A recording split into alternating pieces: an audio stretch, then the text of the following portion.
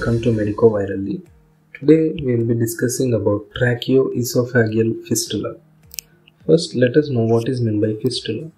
An abnormal connection between two epithelium between any two tubes or between one tube and skin. So when the epithelium of two tubes is connected, it is known as fistula. Or if one tube epithelium and the other skin epithelium is connected, it is also known as fistula. And most of this is congenital in nature.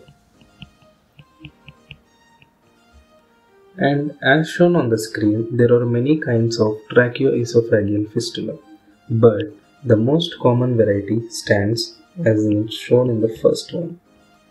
So, and I have just separated the image onto the right side. Here we have the most common variety, that is, it accounts of about 87%.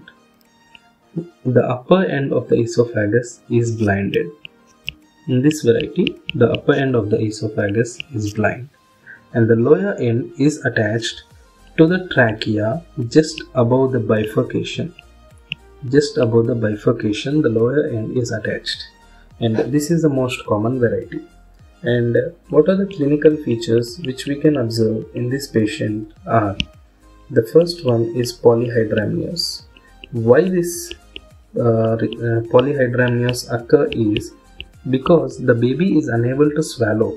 When baby is unable to swallow, in his or her fetal life, the amniotic fluid cannot be swallowed, and hence the amniotic fluid in the uterus increases, and which may lead to polyhydramnios. The other clinical feature is abdominal distension, because the most of the air through the trachea may reach into the stomach, leading to the abdominal distension. And the other one will be aspiration pneumonia, because any contents which are present in the esophagus, in the stomach or in the lower part of the esophagus, it may be sucked into the trachea and it may go into the lungs, and hence it may cause an aspiration pneumonia. So these are the three main clinical features which we have to remember regarding this disease. And on the radiological image as shown on the screen, here when the nasogastric tube is passed, as the upper end of the esophagus is blinded, it cannot be passed further, it just stops here. And this kind of image we best appreciate on the radiological lateral view of the radiological film. So this is the main information regarding this. Then you may have a doubt, and what is the main treatment related to this disease? And the treatment always standard a surgical option. Surgically we can treat this one. How we can treat? Because when we need to attach the two ends of the esophagus by removing from the trachea, then there may be a problem that there may be a gas leakage or air leakage, because due to the suturing or any problems, as the suturing cannot be made tighten, it may lead to some problem. Due to this, nowadays we are using a stent.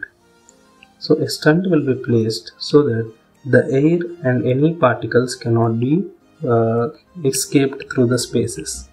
So it is airtight sealed, and so stents are being placed.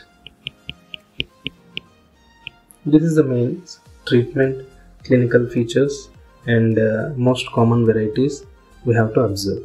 And most commonly, this child come to your department and the mother tells you that the baby cannot swallow the food, and then we immediately take a nasogastric tube and insert, and we can find some obstruction, and later we can take a radiological image, and then we can see what is happening, and we can diagnose this disease.